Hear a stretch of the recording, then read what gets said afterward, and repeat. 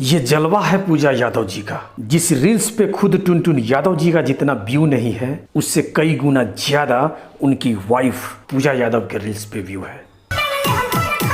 ये गाना आज इंस्टाग्राम पे ट्रेंड कर रहा है। जानते हैं किसकी वजह से? उनकी वाइफ पूजा यादव जी की वजह से। सैड स्टार आशीष यादव, गजब का गाना गाता है ये बंदा। इनके 70% गाने हमेशा ट्रेंडिंग में होते हैं। जिस दिन ये बंदा भोजपुरी इंडस्ट्री में आ गया, पवन खेसारी को भी लोग भूल जाएंगे। जियो खेसारी जी, मान गए भैया आपको।